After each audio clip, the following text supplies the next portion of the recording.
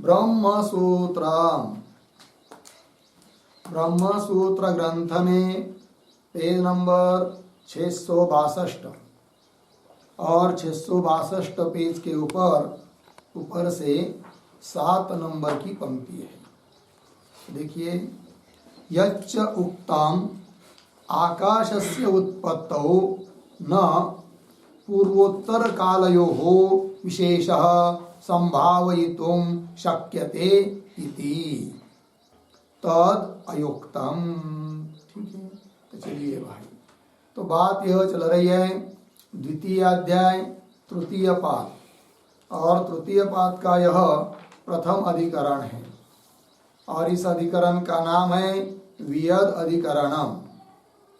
और इस अधिकरण में शुरू में एकदेशीय और पूर्व पक्षी लोगों ने कहने का प्रयास किया कि आकाश की उत्पत्ति होती नहीं है, आकाश नित्य है, किंतु उनका निराकरण कर दिया सिद्धांतियों ने, खंडन कर दिया कि आकाश की उत्पत्ति होती है, क्योंकि श्रुति इसके लिए प्रमाण है और युक्ति से भी सिद्ध होता है, युक्ति भी दी थी, अनुमान, ठीक है ना, आकाश विकार विभक्तत्वात् आदि आदि।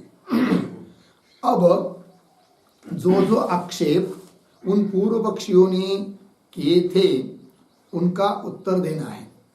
तो आकाश की उत्पत्ति न मानने के लिए उन्होंने और एक हेतु बताया था। कौन वो हेतु है जिसका निराकरण अब करना है? पहले उसको बता रहे कि उन्होंने क्या कहा था, तो वही देखिए, यच्च उक्तम आकाशस्य उत्पत्तौ इत्यादि पंक्ति में, किंतु इस पंक्ति के पूर्व में एक वाक्य लिख लेते हैं अवतरण के रूप में। आकाशस्य अनुत्पत्तौ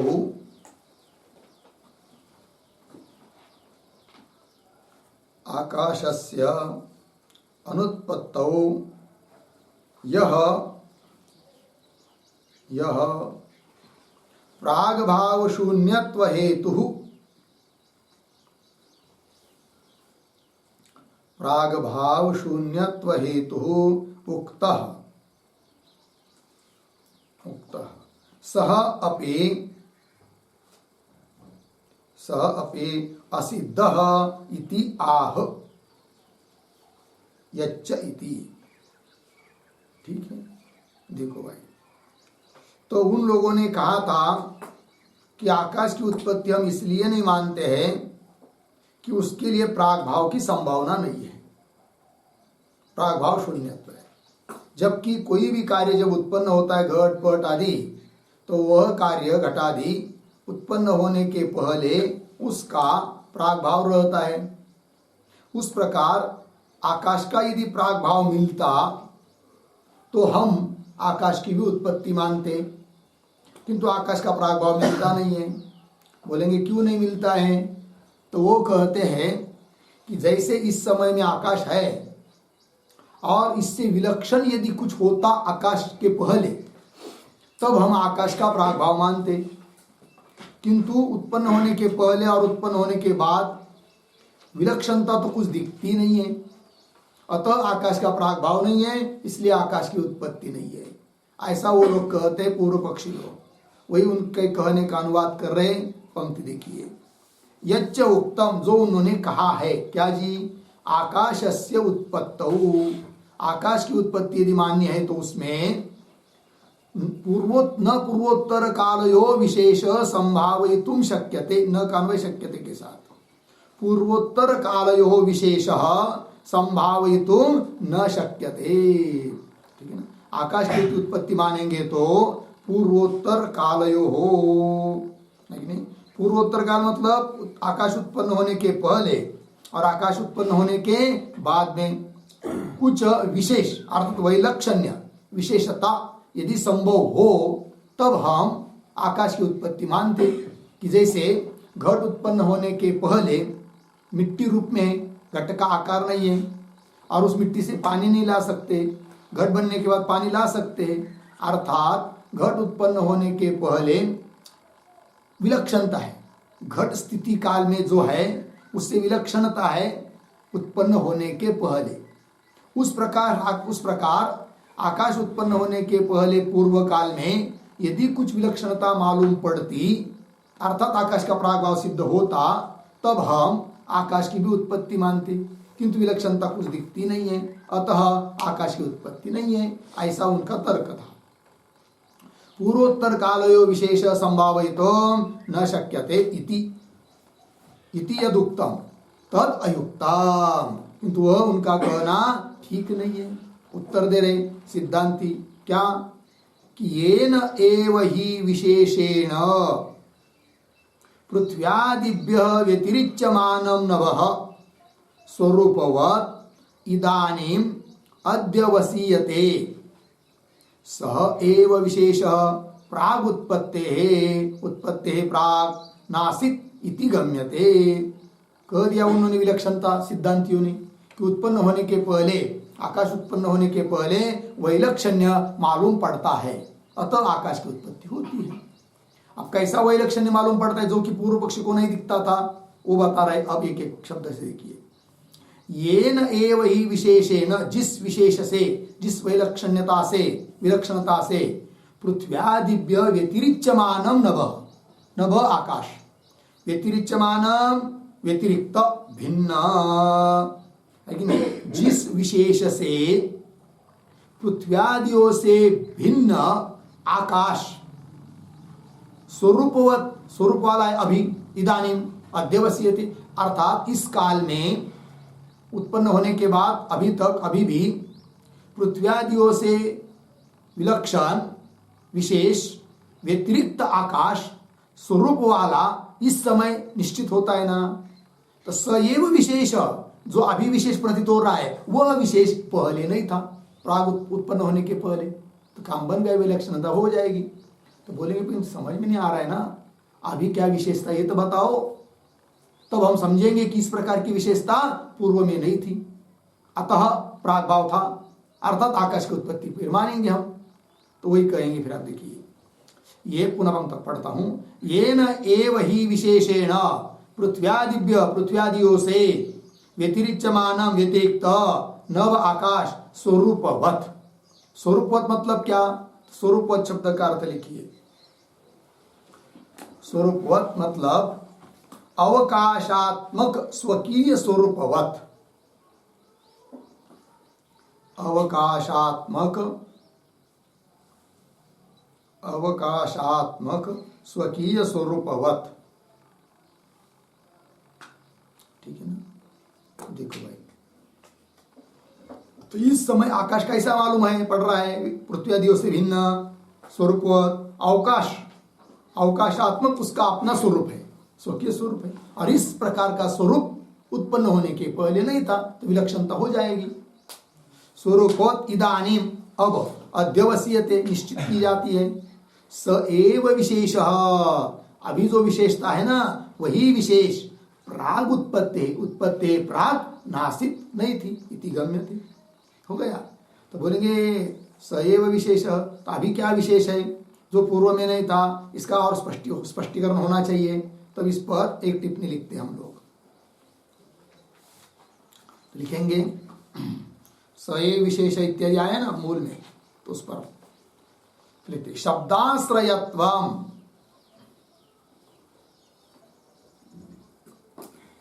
शब्दाश्रयत्वम विशेषः इदानीम आकाशस्य अस्ति, इदानीम आकाशस्य अस्ति, पूर्णविराम।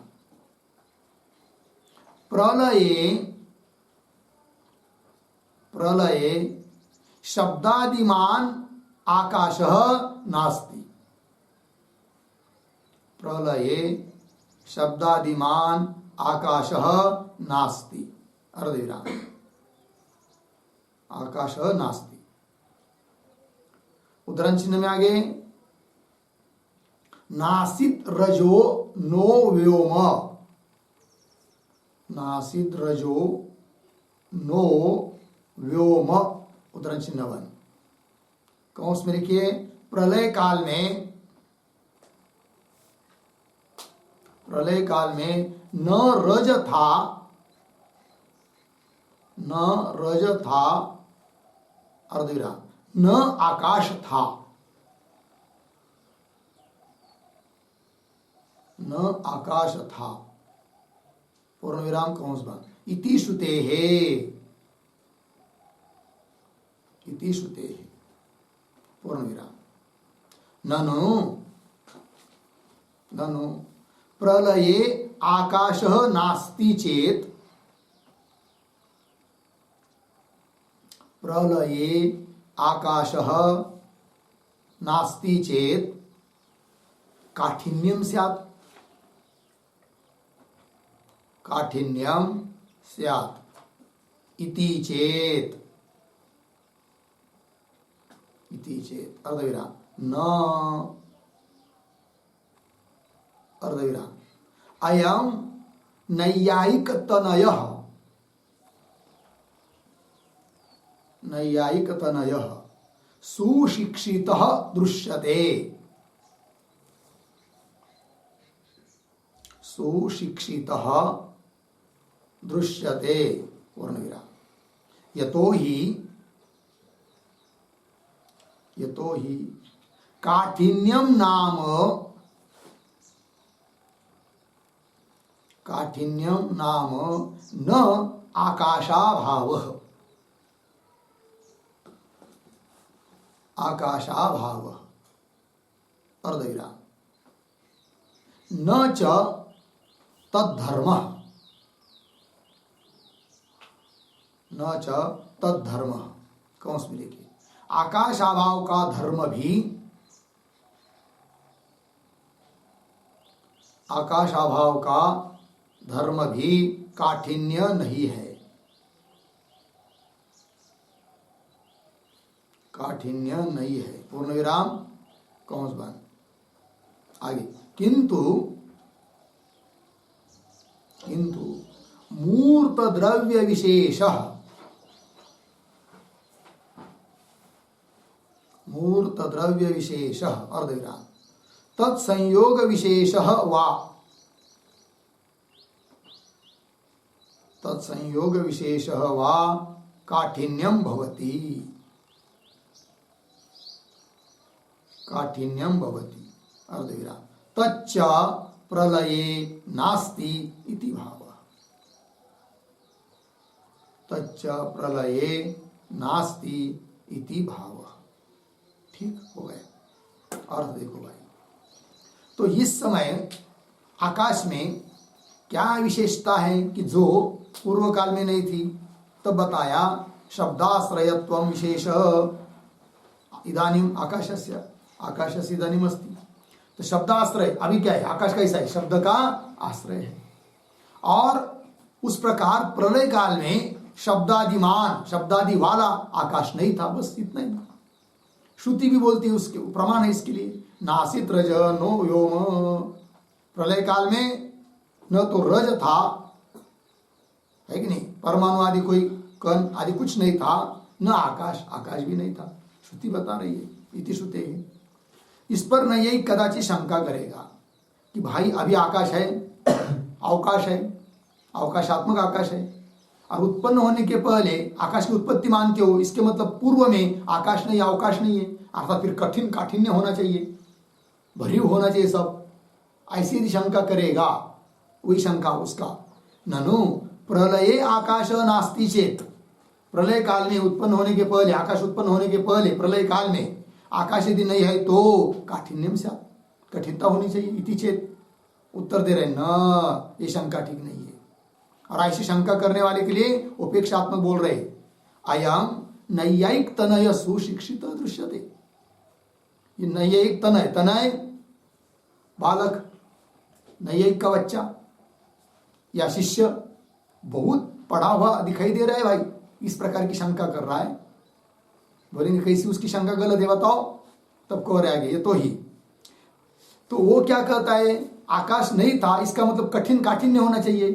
अरे भाई, पर काठिन्य का मतलब क्या है तो समझो। यदि काठिन्य शब्द का अर्थ आकाश का अभाव, यह अर्थ होता किसका? काठिन्य का। कठिन है मतलब क्या? आकाश का अभाव है।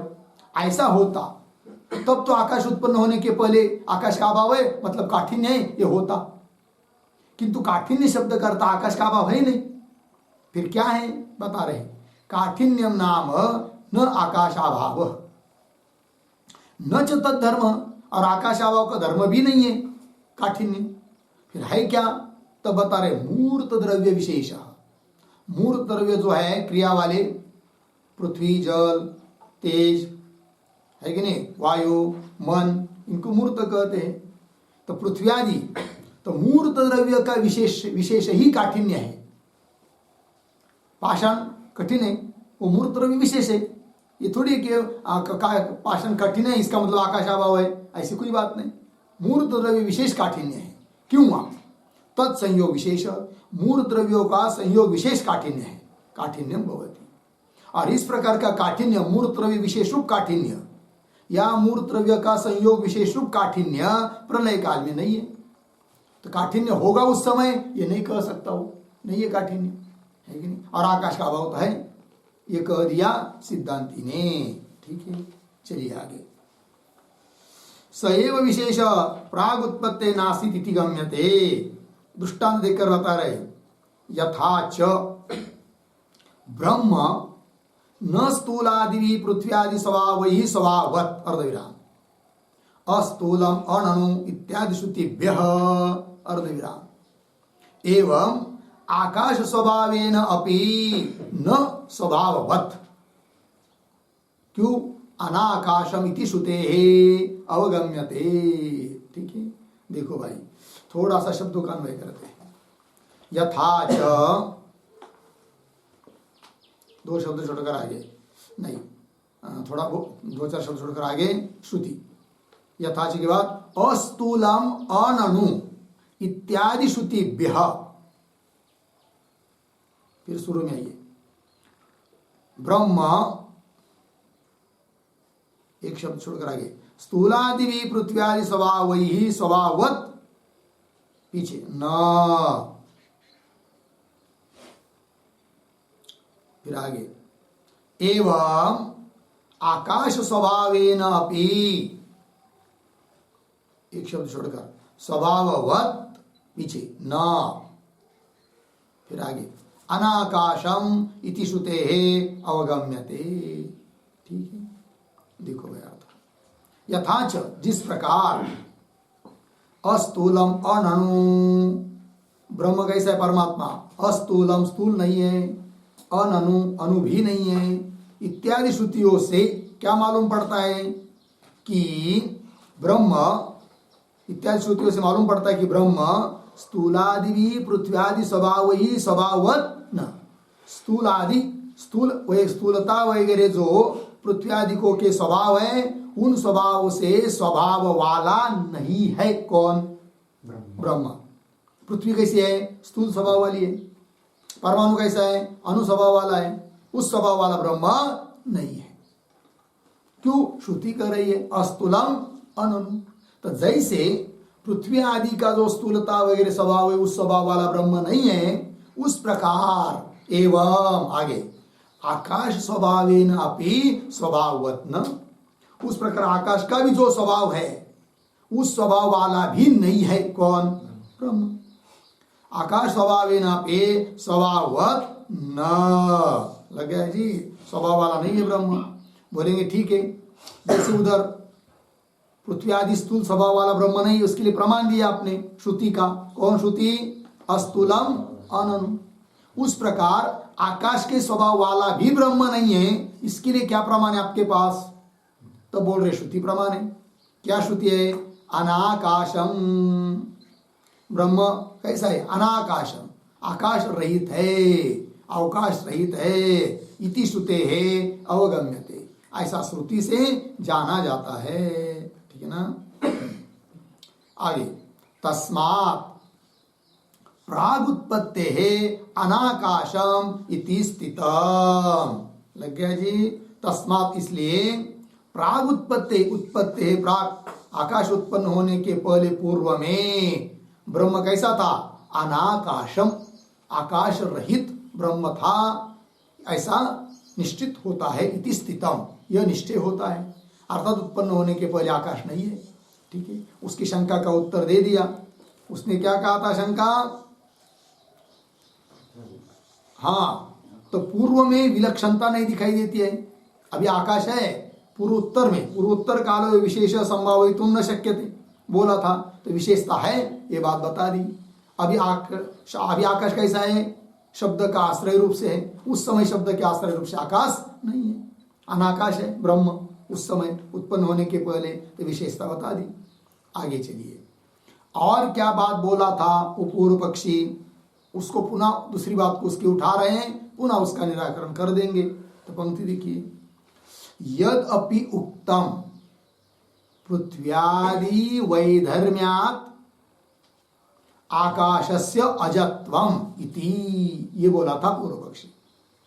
तद अपि असत, वह भी उसका कहना ठीक नहीं।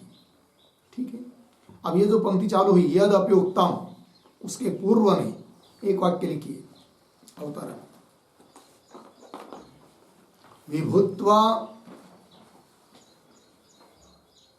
विभुत्व अस्पर्श द्रव्यत्व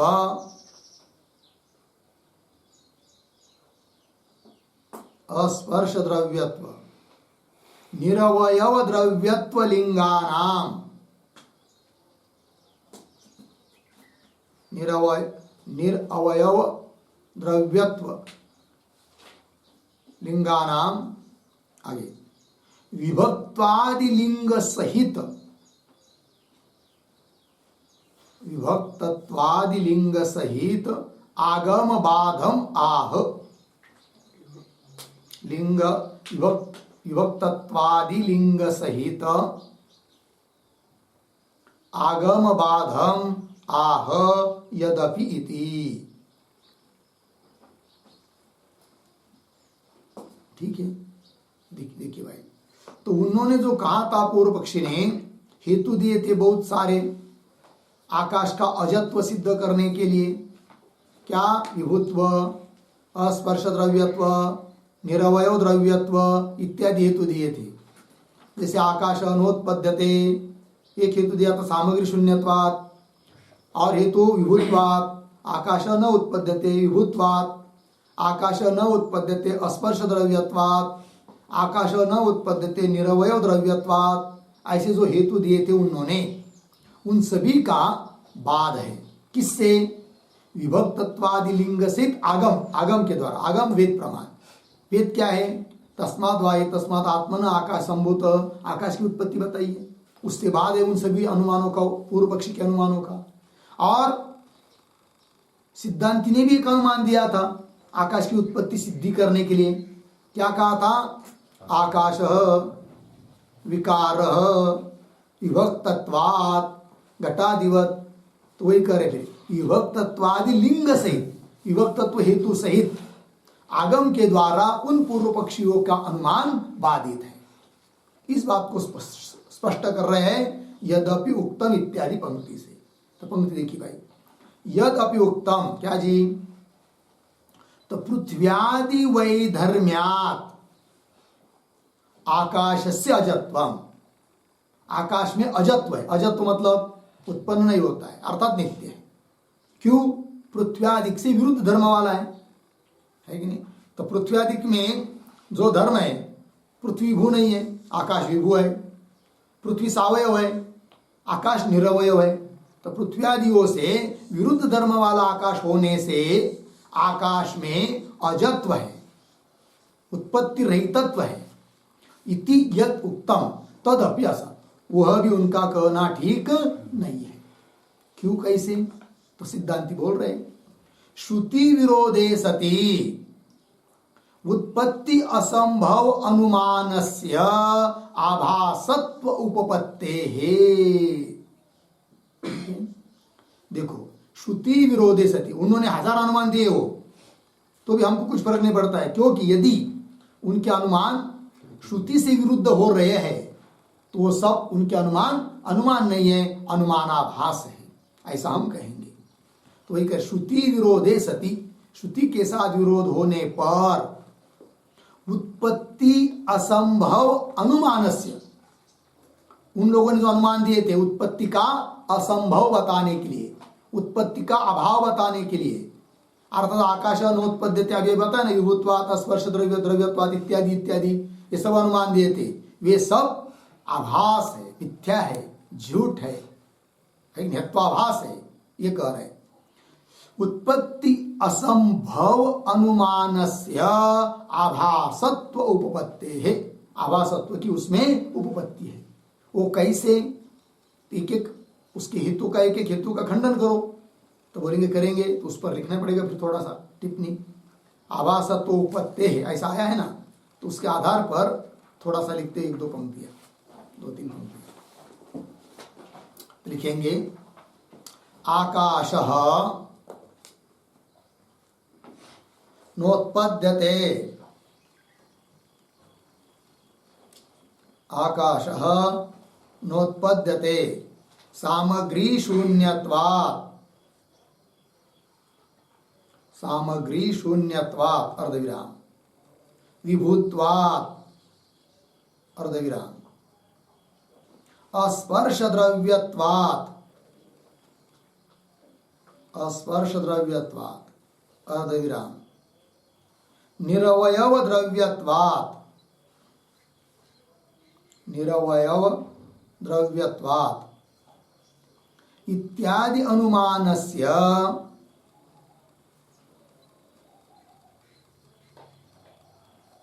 इत्यादि अनुमानस्य श्रुति विरोधे सति,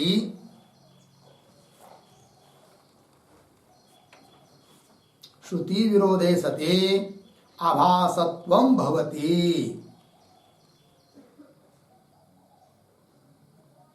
आभासत्वं भवति पूर्णविराम। तथा ही, तथा ही आकाशोत्पत्तौ,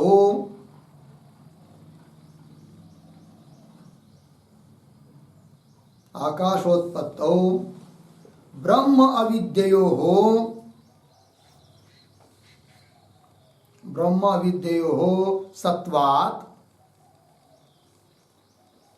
सत्वात् सामग्री शून्यत्व हेतोः, सामग्री शून्यत्व हेतोः स्वरूपासिद्धत्वं दर्शितम्, स्वरूपासिद्धत्वं दर्शितम् पूर्णविराम, स्वरूपासिद्धत्वं दर्शितम्।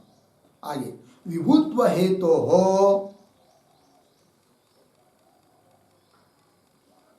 विभुत्व हेतोः साध्य विरुद्धता अस्ति,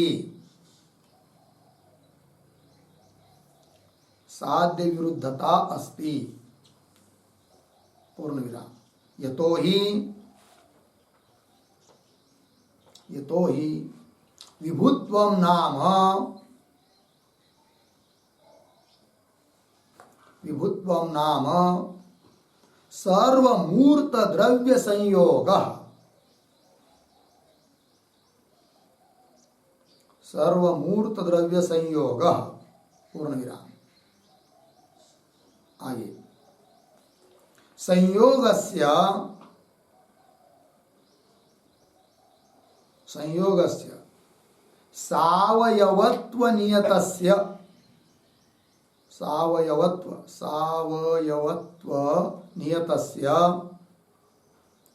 अजत्व साध्य विरुद्धता, अजत्व साध्य विरुद्धता अस्ति, विरुद्धता अस्ति पूर्णविराम। आगे पंचीकरणात्, पंचीकरणात् अस्पर्शत्वम् असिद्धम्, अस्पर्शत्वम् असिद्धम् पूर्णविराम। कार्यद्रव्यत्वात्, कार्यद्रव्यत्वात् निरवयवत्वम् अपि, निरवयवत्वम अपि असिद्धम। असिद्धम पूर्णविराम। इति एवं उत्पत्ति असंभवानुमानस्य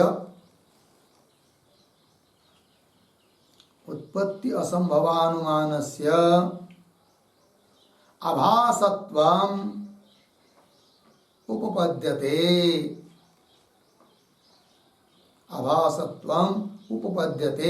इति। ठीक है, देखो भाई अर्थ। तो उन्होंने क्या अनुमान दिया था वो भी आपको लिख के दिया। क्या है वो? आकाश नोत्पद्यते, आकाश उत्पन्न नहीं होता है। क्यों? हेतु दिया उन्होंने बहुत सारे। पहला हेतु सामग्री शून्यत्वात्, दूसरा है विभुत्वात्, तीसरा है अस्पर्श द्रव्यत्वात्, तीसरा है, चौथा है निरवय द्रव्यत्वात् इत्यादि अनुमानस्य। ये सभी अनुमान उसके पूर्व पक्षी के श्रुति विरोधे सति आभासत्वम भवति। श्रुति के साथ विरोध होने के कारण उन अनुमान में आभासत्व है, आभासत्व है कि नहीं? साध्य को सिद्ध नहीं कर सकते हैं, मिथ्यात्व है। कैसे? एक एक को बता रहे। फिर एक तो श्रुति के साथ विरोध ही, क्योंकि श्रुति उत्पत्ति बताती है और ये अनुमान से अनुत्पत्ति सिद्ध कर रहे। अतः श्रुति के साथ पहले विरोध हुआ, एक बात।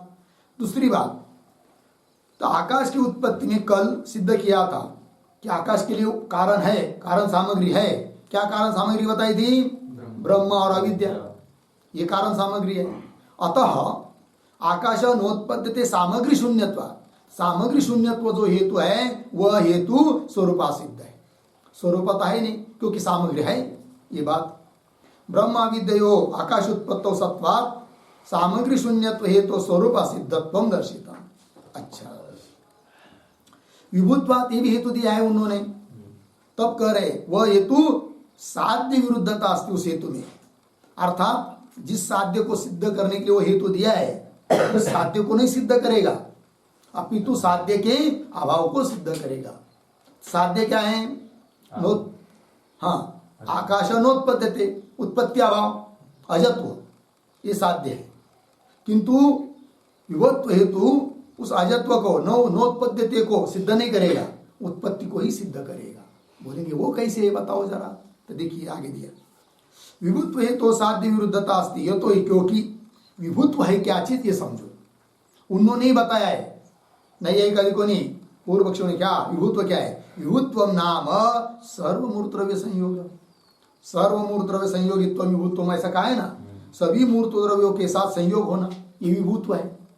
और संयोग, इसका मतलब आकाश का सभी मूर्त द्रव्य के साथ संयोग है, यह अर्थ निकलता है।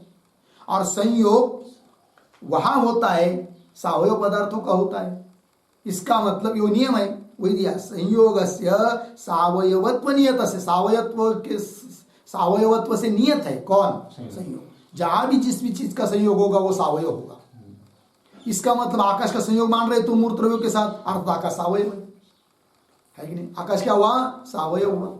और आकाश यदि सावयव है कि नहीं, तो जो सावयव होता है वह उत्पन्न होता है, ये बात है। ठीक है, तो आकाश विभु है ये कह रहे। विभु मतलब क्या है? फिर सावयव है। कैसे? विभु किसको कहते हैं? सर्वमूर्त द्रव्यों के साथ संयोग हो, और संयोग किसका होता है? जो सावयव है कि नहीं? तो विभुत्व है मतलब वो सावयव है, और जो जो सावयव होता है वह उत्पन्न वाला है। तो उत्पत्ति मत वही सिद्ध हो जाएगा विभुत्व हेतु से, न कि अजत्व। ये बात संयोगस्य सावयवत्व नियतस्य अजत्व साध्य विरुद्धता अस्ति। अच्छा, और आगे दूसरा जो दिया था अस्पर्श द्रव्यत्व। तो यदि अस्पर्श द्रव्य रहेगा, स्पर्श ही उसके साथ नहीं होगा, तो उसका पंचीकरण कैसा बनेगा? जबकि पंचीकरण प्रक्रिया बताइए, एक एक को दो विभाग करके आदि आदि करके, अर्थात अस्पर्श द्रव्यत्व ये भी हेतु असिद्ध है उसका। पंचीकरणात् अस्पर्शत्वम असिद्धम। अच्छा, और हेतु दिया था निरवयव द्रव्यत्वात्, वो भी ठीक नहीं है, क्योंकि आकाश कार्य द्रव्य को हम मानते हैं। आकाश कार्य द्रव्य है, उत्पन्न होता है, और जो जो उत्पन्न होता है वो निरवयव नहीं हो सकता है। अतः निरवयत्व हेतु भी असिद्ध है। कार्य द्रव्यत्वात् निरवयवत्वमपि असिद्धम इति एवं, इस प्रकार उत्पत्ति असंभव अनुमानस्य, उत्पत्ति का असंभव है, उत्पत्ति नहीं हो सकती आकाश की, इस बात को बताने वाले जितने भी अनुमान हैं उन सभी अनुमानों में आभासत्वम उपपद्यते, वो सब आभास रूप है, ब्रह्म रूप है, हेत्वाभास है, ये बात हो गया ना। फिर आगे चलिए, और आगे भाष्य में श्रुति विरोधे सति उत्पत्ति असंभव अनुमानस्य आभासत्व उपत्ते, वह यहाँ तक, और उत्पत्ति अनुमानस्य च दर्शितत्व, और आकाश की उत्पत्ति बताने वाला अनुमान भी तो हमने दिया है। जैसे तुमने पूर्व पक्ष ने क्या कहा कि आकाश की उत्पत्ति नहीं होती, इसके लिए अनुमान दिया, हमने आकाश की उत्पत्ति होती है ऐसा अनुमान दिया, अतः तुम्हारा अनुमान सत्प्रतिपक्षित है। फिर और हमारा अनुमान सत्प्रतिपक्षित नहीं है, क्योंकि हमारे अनुमान के लिए श्रुति का प्रमाण है, सहाय्य है, ये बात। उत्पत्ति अनुमानस्य च दर्शितत्वात्, कौन बताया था वो अनुमान, उत्पत्ति दिखाने वाला अनुमान, आकाश विकारः विभक्तत्वात् घटाधिपति। हाँ, ये अनुमान आकाश विकारः विभक्तत्वात् घटाधिपत, यह अनुमान पीछे बताया था, उत्पत्ति बताने वाला। तो उत्पत्ति अनुमानस्य च दर्शितत्वात् हो गया इतना। आगे चलिए, अनित्यम आकाशम अनित्य गुणाश्रयत्वात् घटाधिवत् इत्यादि प्रयोग संभवाच्च, एक तो अनुमान हमने दिखाई दिया है आकाश की उत्पत्ति बताने वाला, और भी अनुमान का संभव है, वो कौन, तो अनुमान दिया यहाँ पर अनित्यम आकाशम, कैसा पढ़ेंगे, आकाशम अनित्यम, क्यों, अनित्य गुणाश्रयत्वात् घटाधिवत्, यह अनुमान। पक्ष आकाश, साध्य अनित्यत्व, हेतु अनित्य गुणाश्रयत्वात्, ये हेतु है, दृष्टांत घटाधिवत्। ठीक है, तो आकाश में अनित्यत्व सिद्ध कर रहे हैं, और जो अनित्य होता है वो उत्पन्न होने वाला ही होता है, फिर ये बात। तो आकाशम अनित्यम, क्यों, हेतु दिया अनित्य गुणाश्रयत्वात्, आकाश में उन्होंने बहुत सारे गुण अनित्य माने हैं, है नहीं, शब्द गुण वाला है, शब्दों को अनित्य माना है, तो अनित्य गुण का आश्रय है कौन, आकाश। अनित्य गुणाश्रयत्वात् घटादि की तरह इत्यादि प्रयोग, प्रयोग शब्द का अर्थ होता है अनुमान, इत्यादि प्रयोग संभवात, मतलब इत्यादि अनुमान की भी संभावना है। इत्यादि एक तो दिखा दिया आकाशम अनित्यम, इत्यादि आदि शब्द से क्या, आदि शब्द से उस पर एक वाक्य लिखते टिप्पणी, आदि इत्यादि प्रयोग संभवता है ना, प्रयोग मतलब अनुमान, इत्यादि के ऊपर भूतत्वम आदि शब्दार्थ, भूतत्वम आदि शब्दार्थ, आदि शब्दार्थ अर्थात आकाशम अनित्यम, अनित्यम भूतत्वात् जलादिवत् इति, जलादिवत् इति। ठीक है, देखो भाई, तो आदि शब्द से भूतत्व हेतु को लेंगे तो अनुमान कैसा बनेगा, तो अनुमान का आकार भी दे दिया, आकाशम अनित्यम, पक्ष आकाश, साध्य अनित्यत्व, हेतु दिया भूतत्व, भूत होने से। उदाहरण जल, जल में भूतत्व है, अनित्यत्व है, उस प्रकार आकाश में भूतत्व है तो आकाश भी अनित्य है, ये बात की सिद्धि हो जाएगी। ठीक है, चलिए आगे, इत्यादि प्रयोग संभवाच्च, आगे आत्मनि अनैकांतिकम इति चेत, तो आक्षेप ग्रंथ है, तो आत्मनि इत्यादि के ऊपर लिखिए आक्षेप।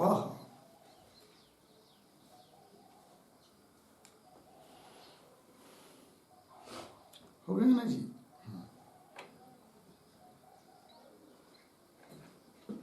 आगे चलिए, अनित्यम, आत्मनि अनैकांतिकम, अनैकांतिकम ये विचार, वो कहता है, पूर्व पक्षी बोलेगा अभी अभी आपने आकाश में अनित्यत्व सिद्ध करने के लिए जो हेतु दिया वह हेतु व्यभिचारी है। कौन कहेगा, पूर्व पक्षी। क्या हेतु दिया था? अनित्य गुणाश्रयत्व। अनित्य गुणाश्रयत्व ये हेतु दिया था। आकाशम अनित्यम अनित्य गुणाश्रयत्व। तो अनित्य गुण का आश्रय जैसा आकाश है, वैसे अनित्य गुण का आश्रय तो आत्मा भी है। क्योंकि आत्मा में भी वे लोग क्या मानते हैं? अनित्य कुछ गुण मानते हैं। आकाश में भी है कि नहीं? तो आकाश में क्या, सॉरी आत्मा में, आत्मनि अनेकांतिकत्व दिखा रहे हैं ना। अनुमान क्या है? अनुमान का आकार बोलो। आकाशम अनित्यम अनित्य गुणाश्रयत्व। घटाधिपत ना, अनित्य गुणाश्रयत्व घटाधिपत अनुमान हुआ।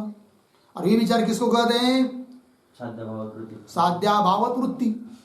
साध्य का अभाव जा रहा है, वह यदि हेतु रहता है तो उस हेतु को क्या मानते हैं? व्यभिचारी। व्यभिचार नाम का हेत्वाभास। तो व्यभिचार दिखा रहा है इस अनुमान में पूर्व पक्षी आत्मा में, जीवात्मा। तो जीवात्मा में ज्ञान, इच्छा, प्रयत्न ये सब कैसे माने? नहीं है को ने अनित्य। ईश्वर में ज्ञान, इच्छा, प्रयत्न नित्य। ईश्वर के ज्ञान, इच्छा, प्रयत्न कैसे? नित्य। और जीव के अनित्य। तो अनित्य गुण का आश्रय जीव हुआ, हेतु रहा उसमें, जीव में। और साध्य है क्या? नहीं। साध्य क्या है? अनित्यत्व। तो साध्य नहीं है जीव में, साध्य का अभाव है। अनित्यत्व नहीं है जीव में, अनित्यत्व का अभाव है जीव में, आत्मा में मतलब जीव में। और वह हेतु रह रहा है, अनित्य गुण का आश्रय जीव है। तो ये विचार हो गया। कौन कह रहा है? पूर्व पक्षी। आत्मनि अनैकांतिकम इति चेत, या तक पूर्व पक्षी उत्तर दे रहे न तस्य औपनिषदम प्रति अनित्य गुणाश्रयत्व असिद्धे है। ठीक है जी। तो ये जो पंक्ति है ना, न इत्यादि, उसके ऊपर लिखिए समाधानम।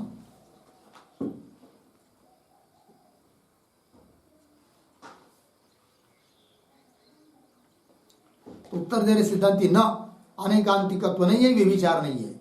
क्यों? हेतु तस्य औपनिषदम प्रति, तस्य आत्मनः औपनिषदम प्रति मतलब हाँ वेदांतिनम प्रति।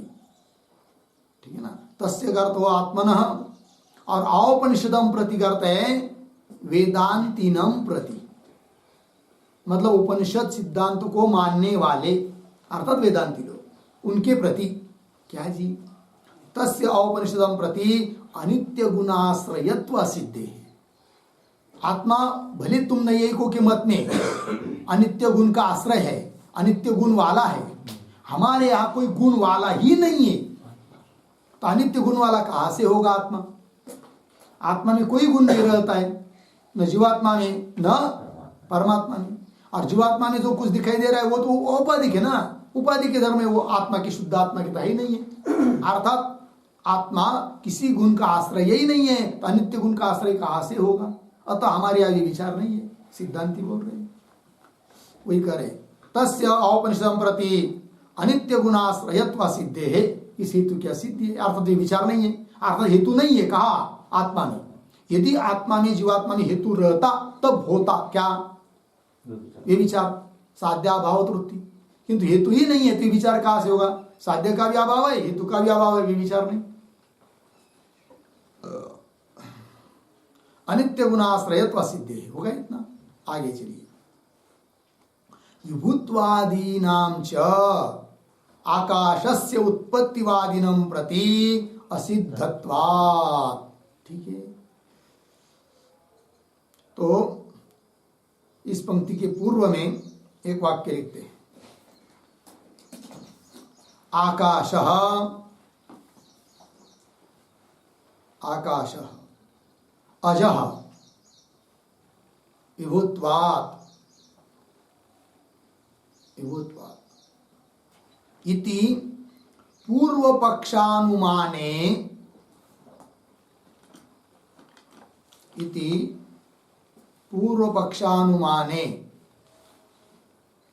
आकाशस्य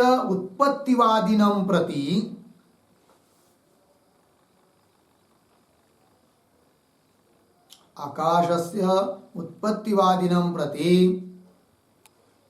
स्वरूपा सिद्धिम अपि आह। स्वरूपा सिद्धिम अपि आह विभुत्वादीनाम इति। ठीक है, देखो भैया, तो आकाश अजह विभुत्वात्, ये पूर्व पक्षी का अनुमान है। तो सिद्धांती कह रहे हैं भले तुम लोग इस प्रकार अनुमान दे रहे हो, किंतु हमारे दृष्टि से तो आकाश अज विभुत्वात् इस अनुमान में स्वरूपा सिद्धि नाम का दोष है। अर्थात विभुत्व हेतु आकाश में है ही नहीं, स्वरूपा सिद्धि है। और स्वरूपा सिद्ध हेत्वाभास होता है तो वह साध्य की सिद्धि नहीं कर सकता है। कोई भी हेत्वाभास हो साध्य की सिद्धि नहीं कर सकता है। ठीक है, वही कह रहे आकाश अज विभुत्वात् इत्यादि पूर्व पक्ष अनुमान में तो आकाश से उत्पत्तिवादी नम प्रति, आकाश की उत्पत्ति कहने वाले के लिए तो स्वरूपा सिद्धि है। इस बात को ही बता रहे भाष्य पंक्ति में। पंक्ति देखिए, विभुत्वादी नाम च आकाश आकाशस्य उत्पत्तिवादिनम प्रति असिद्धत्वात्। थोड़ा सा अन्वय, च एक शब्द छोड़कर आगे, च आकाशस्य उत्पत्तिवादिनम प्रति, पीछे विभुत्वादी नाम अंतिम में असिद्धत्वात्। ठीक है, आकाश की उत्पत्ति बोलने वाले जो लोग हैं उनके मत में तो, वेदांतियों के मत में तो विभुत्वादी असिद्ध है। क्योंकि विभु व्यापक एक ही एक तत्व है, कौन? ब्रह्म तत्व है। और आकाश में जो जाकर विभुत्व बताया है वो सापेक्ष विभुत्व है, निरपेक्ष विभुत्व नहीं है। निरपेक्ष विभु एक ही है, कौन? आत्मा। अतः वास्तविक आकाश में भी विभुत्व गुण नहीं है, ये बात बोल रहे हैं। ठीक है ना, विभुत्व ये गुण है, ये तुम मानते हो, हमारे यहां नहीं। चलिए आगे, यच्च उक्ताम एतत्, क्या? शब्दाच्च इति सूत्र गया था एक देशियों का। उन्होंने कहा था शब्दाच्च मतलब श्रुति प्रमाण से भी हम कहते हैं कि आकाश की उत्पत्ति नहीं होती है, ऐसा उन्होंने कहा था। 4 नंबर का सूत्र गया था शब्दाच्च, है कि नहीं? क्योंकि उन्होंने श्रुति का प्रमाण दिया था। क्या श्रुति दी थी? हाँ, वो एक है, और वायुष्ट अंतरिक्षम च एतत् अमृतम। ठीक है ना, ये भी बताया था कि वायु और अंतरिक्ष मतलब आकाश, ये सब अमृत है, उत्पन्न नहीं होता है। अमृत मतलब मरता नहीं है, और मरता नहीं प्रमाण देकर बोला था। उनका निराकरण कर रहे अब। यच्च उक्तम, यच्च एतद् उक्तम, जो यह बात कही है पूर्व पक्षी ने, क्या कही है? शब्दाच्च इति।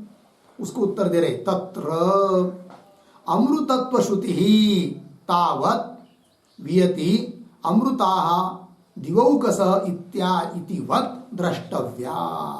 ठीक है ना, देखो भाई अर्थ, तत्र वो जो श्रुति है ना, वायुश्च अंतरिक्षम च एतत् अमृतम, ये जो श्रुति है, तो उस श्रुति ने जो अमृतत्व शब्द का प्रयोग किया है वह कैसा है भाई? वायु और अंतरिक्ष में तो बता रहे वो गौण प्रयोग है अमृतत्व का। कैस किसकी तरह? जैसे स्वर्ग में देवता लोग अमर है, ऐसा श्रुति बताती है। स्वर्ग में रहने वाले देवता लोग कैसे अमर है? तो वस्तुतः वो अमर है क्या? नहीं, किंतु अमर कह दिया। क्यों? हम लोगों के अपेक्षा से दीर्घ काल रहने वाले हैं, इसलिए उसको अमृत कह दिया। उसी प्रकार पृथ्वी आदि की अपेक्षा आकाश अधिक, घटादि की अपेक्षा आकाश अधिक बहुत दीर्घ काल रहने वाले हैं, अतः अमृतत्व कह दिया। अतः अमृतत्व कहने में मुख्य तात्पर्य नहीं है, वो गौण है। अतः उससे भी आकाश में अजत्व नित्यत्व सिद्ध हो नहीं सकता, वही कह रहे हैं। तत्र अमृतत्व श्रुति, श्रुति शब्द अमृतत्व बताने वाला शब्द तावत कैसा है? वियति, है कि नहीं? आकाश में जो वियति अमृतत्व शब्द कैसा पढ़ सकते इसको? तत्र तावत वियति, पीछे अमृतत्व श्रुति, है कि नहीं?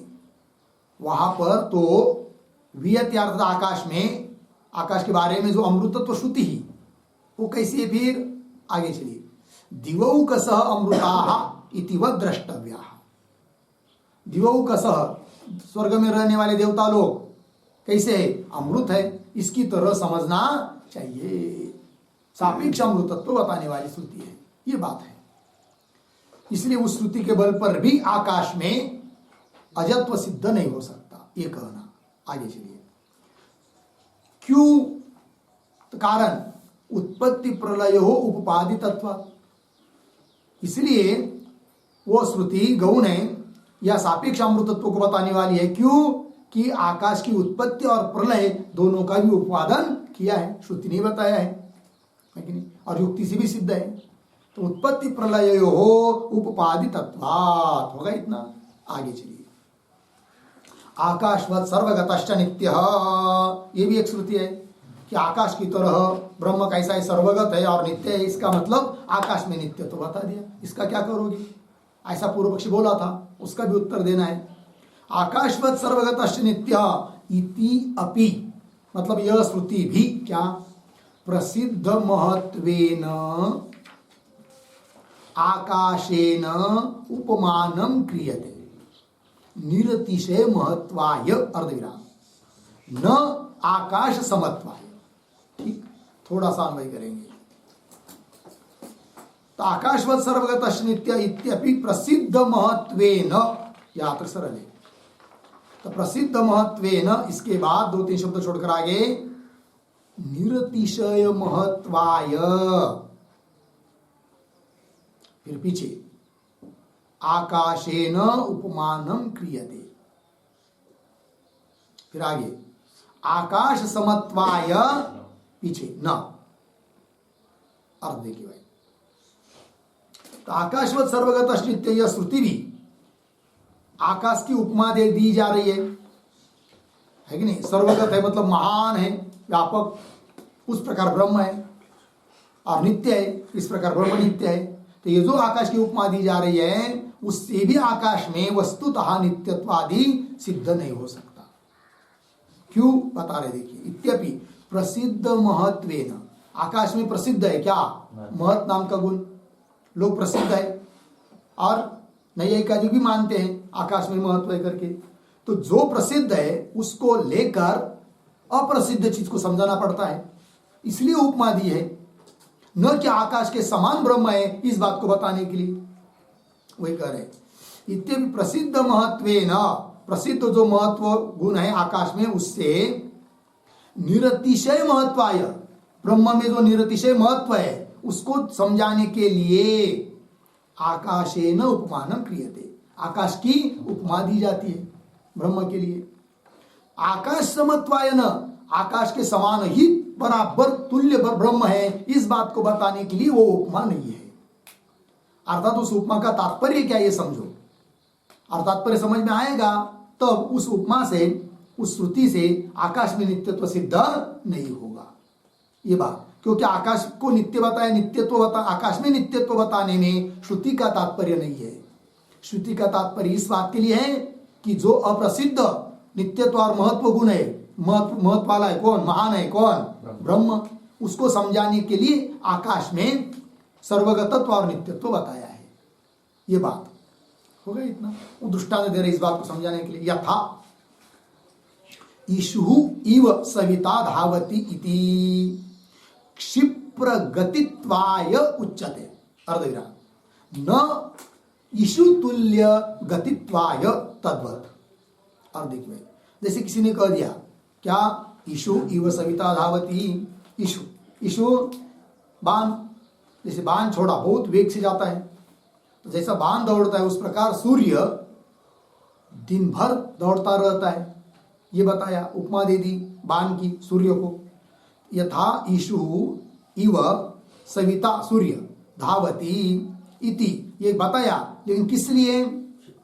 क्षिप्र गतित्वाय, मतलब जैसी बाण की अत्यंत वेग है, क्षिप्र गति है, उस प्रकार सूर्य की गति क्षिप्र है, अत्यंत गति है, इस बात को बताने में तात्पर्य है।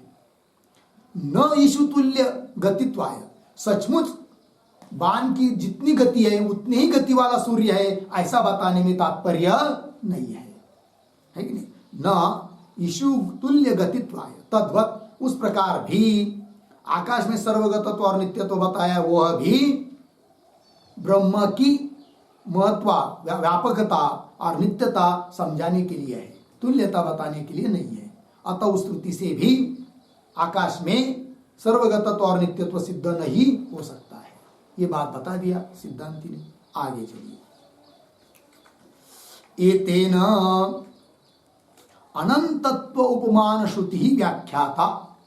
ठीक है, एतेन, ये जो व्याख्यान हुआ ना, उससे क्या और व्याख्यात हो गया वो बात बता रहे। तो एतेन, एतेन इत्यादि जो पंक्ति है उसके पूर्व में एक वाक्य लिखते होता है, ननु उद्धरण में स यथा यथा अनंतः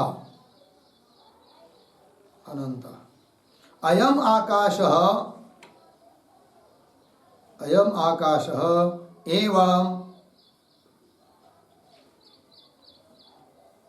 एवं अनंतः आत्मा, एवं अनंत आत्मा। उद्धरण चिन्ह 1। इति श्रुति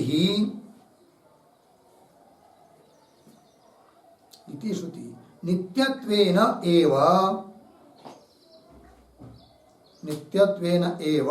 साम्यं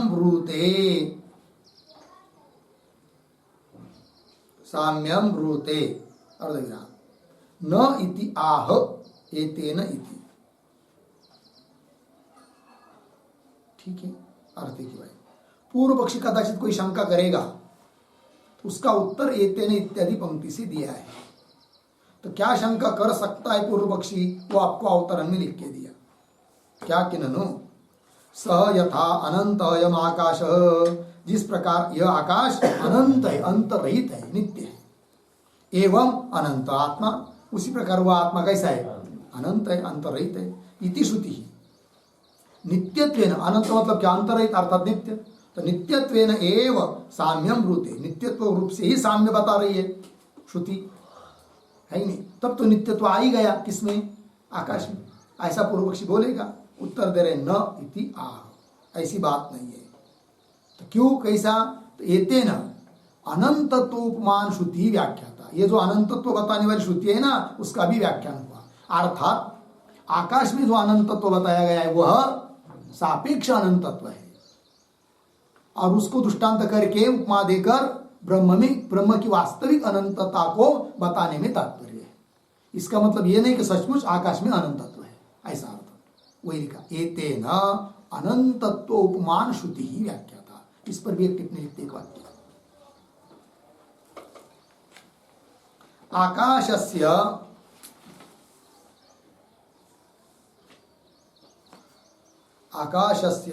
कार्यत्वेन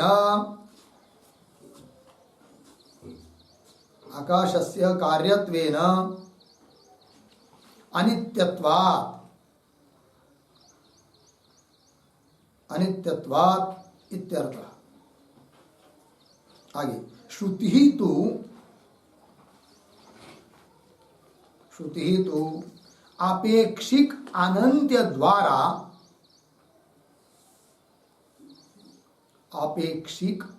द्वारा मुख्यानंत्यम बोधयति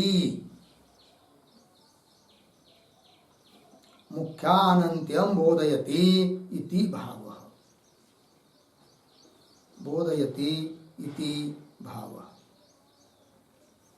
ठीक है, देखो यार, तो आकाश कार्य अभी तक सिद्ध किया एतेन, तो आकाश कार्य ये सिद्ध कर देने से आकाश से कार्यत्वेन अनित्यत्व, आकाश कार्य इसलिए अनित्य है। इसका मतलब फिर श्रुति ने अनंतत्व बताया, वो क्या, तो वो कैसा है, आपेक्षिक अनंतत्व है, वही लिखा। श्रुति तो आपेक्षिक अनंत द्वारा, आकाश में अनंत है वो आपेक्षिक है, उसके माध्यम से मुख्यानंत्यम बोधयति इति भाव, ये तात्पर्य श्रुति का। आकाश में वास्तविक अनंत बताने का तात्पर्य नहीं। एतेन अनंतत्वोपमान श्रुति ही व्याख्याता प्रतिपादिता, व्याख्यान उसका हो गया। आगे चलिए, जायान आकाशात् इत्यादि श्रुतिभ्यश्च ब्रह्मण सकाशात् आकाशस्य ऊन परिमाणत्व सिद्धि, ऊन कमी, न्यून है कि नहीं। श्रुति बता रही है क्या, जायान आकाशात् देखो भाई, श्रुति बता जायान, जायान शब्द का अर्थ होता है बड़ा। आकाशात जायान, तो परमात्मा कैसा है? आकाश से भी बड़ा है, अर्थात परमात्मा से आकाश न्यून परिमाण वाला है, यह अर्थ होता है। ठीक है ना, वही कह रहे छायान आकाशात इत्यादि श्रुति भ्यश्च, इत्यादि श्रुतियों से भी ब्रह्मण सकाशात, ब्रह्म की अपेक्षा से आकाश से ऊन परिमाण, ऊन कम, आकाश का परिमाण कैसा है? न्यून है। किससे? ब्रह्म की अपेक्षा से। और आकाश की अपेक्षा से ब्रह्म का परिमाण बड़ा है, यद्यपि परिमाण है नहीं उसका, किंतु पूर्व पक्ष को समझाने के लिए कहना पड़ता है परिमाण आकाश से बड़ा है करके। वस्तुतः परिमाण से रहित है वो, कौन? ब्रह्म। सकाशात आकाश से ऊन परिमाणत्व सिद्धि ही। ठीक है, आगे न तस्य प्रतिमा अस्ति। ठीक है, और उपमा भी उसके लिए हो नहीं सकती है। ठीक है ना, क्या है? तो न तस्य प्रतिमा अस्ति, प्रतिमा शब्द का अर्थ लिखिए उपमा।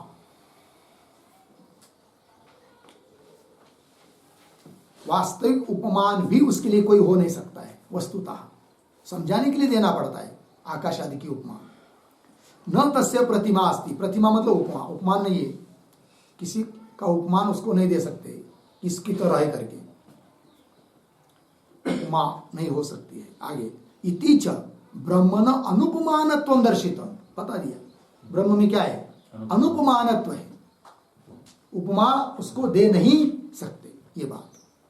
और आगे अतः अन्यत आर्तम, आगे नहीं, आर्तम शब्द का अर्थ है अनित्यम या विनाशग्रस्तम।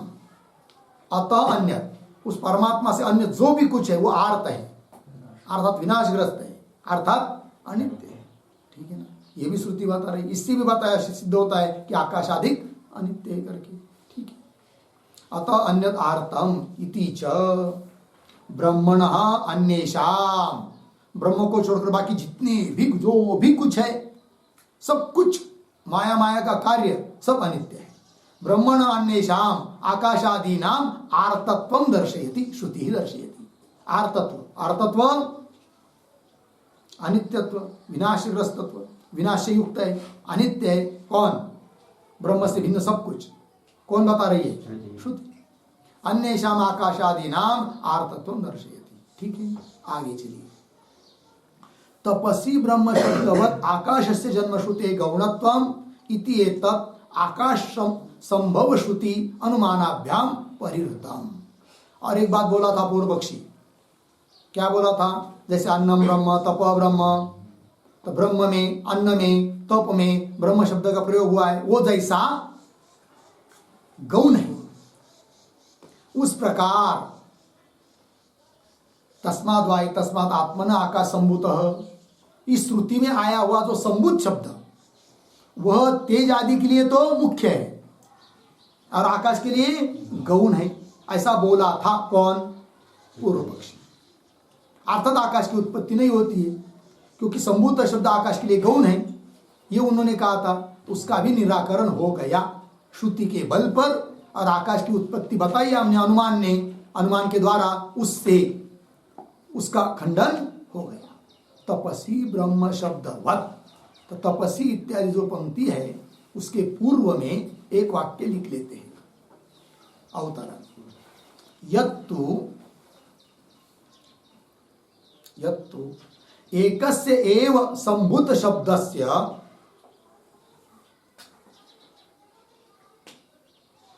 एकस्य एव संभूत शब्दस्य आकाशादौ गौणत्वम्, आकाशादौ गौणत्वम् तेजादौ मुख्यत्वं च, तेजादौ मुख्यत्वं च इति उक्तम्, इति उक्तम्, अर्धविराम, अर्धविराम। आगे तत् न अर्धविराम आकाशे अपि, आकाशे अपि तस्य कौंस में लिखिए संभूत शब्दस्य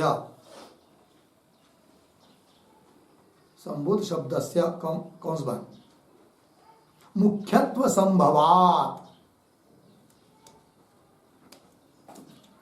संभवात इति आह तपसी इति। ठीक है, देखो भैया क्या कहा था पूर्व पक्षी ने, तस्माद् वायु तस्माद् आत्मना आकाशसंभूत आकाशाद् वायु वायोरग्नि संभूत शब्द की अनुवृत्ति आगे जाती है, किंतु वही संभूत शब्द आकाश और वायु में गौण है और तेज आदि में मुख्य, ऐसा बोला था कौन? पूर्व पक्षी। यत्तु एकस्यैव संभूत शब्दस्य गौणत्वम् आकाशादि में गौण तेज आदि में मुख्य इति उत्तम कहा था पूर्व पक्षी ने, तत्न वो पूर्व पक्षी का कहना ठीक नहीं है। क्यों? आकाशे अपि तस्य नाम संभूत शब्दस्य मुख्यत्व संभव, आकाश में भी वो मुख्य गौण नहीं है, अर्थात आकाश की भी उत्पत्ति होती है, ये बात वही कह रहे। तपसी ब्रह्म शब्दवत, तप में जैसा ब्रह्म शब्द गौण बताया था उस प्रकार आकाशस्य जन्म श्रुते है, आकाश की उत्पत्ति बताने वाली श्रुति में जो संभूत शब्द है वो गौण जन्म श्रुते है गौणत्वम इति एतत्। संभूत मतलब जन्म, शब्द श्रुति मतलब शब्द, संभूत श्रुते जन्म श्रुते मतलब संभूत शब्द का गौणत्वम इति एतत्, यह बात आकाश संभव श्रुति और अनुमान, आकाश की उत्पत्ति बताने वाली श्रुति और अनुमान के द्वारा उस पूर्व पक्ष की बात परिरुतम खंडितम निराकृतम, ये बात आगे। तस्मात् ब्रह्म कार्यम वियत इति सिद्धम, इसलिए सिद्ध हुआ ब्रह्म का कार्य है कौन? आकाश। ये जो पंक्ति है ना तस्मात्, उसके भी पूर्व में एक वाक्य लिखते होता है, बलवत्तित्तिरी श्रुत्या, बलवत्तित्तिरी श्रुत्या छांदोग्य श्रुते हे नयनात्, छांदोग्य श्रुते हे नयनात् एक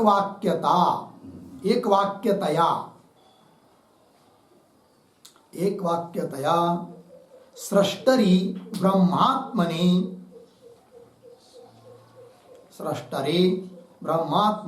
समन्वयः अस्ति एव इति उपसंहरति तस्मात् इति उपसंहरति तस्मात् इति। ठीक है, देखो भैया तो दो श्रुतियों में विरोध दिखाया था पूर्व पक्ष ने, तैत्तिरीय श्रुति और छांदोग्य श्रुति। तैत्तिरीय श्रुति कौन है? तस्माद् वायु तस्माद् आत्मना आकाश संभूत। छांदोग्य श्रुति तत्तेज सृजत, तो उसमें बलवत बताई थी कौन? तैत्तिरीय श्रुति, पीछे बताया था बलवान क्यों है करके। तो बलवत तैत्तिरीय श्रुति से छांदोग्य श्रुति है ना, बलवत तैत्तिरीय श्रुति के अनुसार छांदोग्य श्रुति लगा लेने से, समन्वय करने से नयनात् एक वाक्यता, दोनों श्रुति की एक वाक्यता कर दी, और एक वाक्यता होने के कारण सृष्टरि ब्रह्मात्मनि, सृष्टा जगत को उत्पन्न करता जो ब्रह्मरूप आत्मा उसमें समन्वय है, इति उपसंहार, इस बात का उपसंहार कर रहे तस्मात् इत्यादि पंक्ति से। आइए, तस्मात् ब्रह्म कार्य वियत, ब्रह्म का कार्य है कौन? वियत मतलब आकाश, इति सिद्धम। यहां तक इस 7 नंबर के सूत्र का भाष्य पूरा हुआ। इसके साथ साथ इस तृतीय पाद का जो पहला वियत अधिकरण है वह भी यहाँ पर समाप्त होता है। कल दूसरा अधिकरण चलेगा, उसका विचार हम लोग कल करेंगे। ओम पूर्णमदः पूर्णमिदं पूर्णात् पूर्णस्य पूर्णमादाय पूर्णमेवावशिष्यते। ओम